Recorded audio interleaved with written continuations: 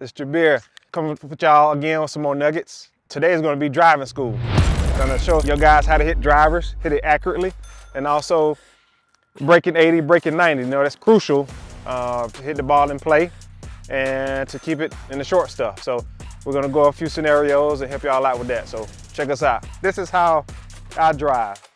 First of all, when I look at the hole, I'm looking from the green to the tee box, right?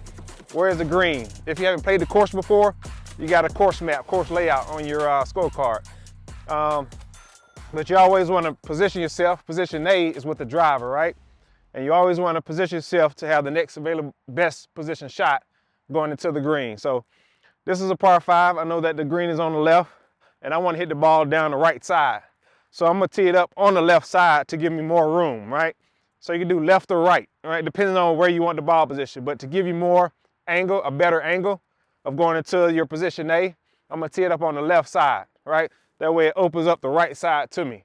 If I'm a fader of the golf ball, I'm gonna typically favor the right side. That way I can allow my ball to move from left to right. If I'm a drawer of the golf ball, which means my ball moves right to left, I'm gonna position myself on the left side of the tee box to allow room for my ball to move its natural shape. So everybody has their different natural shapes. You don't stick with what you got, right? Key to golf is consistency. So if you could do a draw or a fade consistent, stay with it. Hey, dial it in. All right, so we're here on the tee box and I'm set up to hit my fade. Left to right shots, typically. A swing path is normally from outside to inside, which creates a left to right spin on the golf ball. And a lot of times you come across it, a lot of people.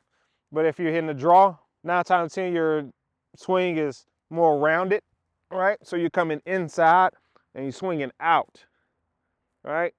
Which creates a right to left spin. My big thing is when I tell all my students, you want to clip the tee, right? Don't worry about the ball, you clip the tee, right? And that forces you to swing through and at a sweeping motion, right? So it's more so as you're sweeping, right? Sweeping a broom versus hitting the axe, right? You're not going down, you're sweeping through. So it's more of a brush. So if you clip that tee and you continue going, you're gonna hit that ball solid, right? So when you swing up, the ball stays down, right? When you swing down through, the ball comes up. Always remember that. Swing down to get the ball up, and if you swing high or lift up, then the ball stays down. So if you get a lot of dribblers, that all just means you're raising up a lot, right? So you want to, and how you stay down? Maintain your posture, right? Throughout your swing. Stance, posture, knees flexed. Knees stay flexed when I'm back here, not up here. Stay flexed, down, through, stay flexed. Hold it, all right? So you do not want to do this. Up, down, right? Or up, way up there. Once I do that, ball height on the tee, for driver, you always want to have it, the ball just above the crown of the club. That means you want to cut that ball in half with the top of your club. You want to be able to cut the ball in half with the top of your club. So that's a good height, to start out for all amateurs and people that's playing golf. Once you do that, now you want to concentrate on clipping the tee, right?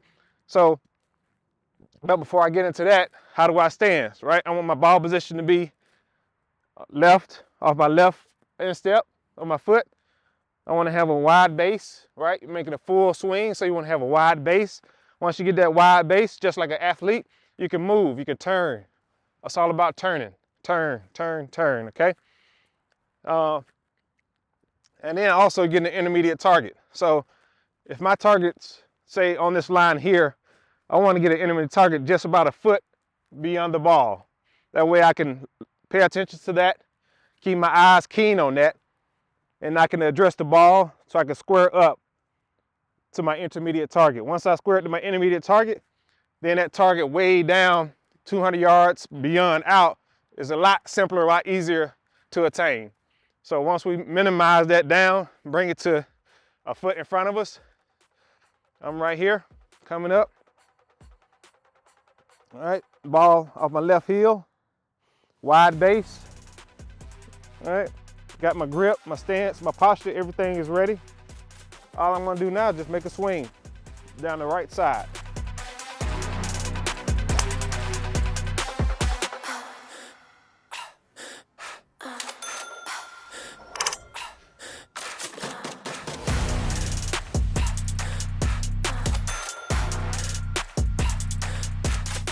And hold your finish.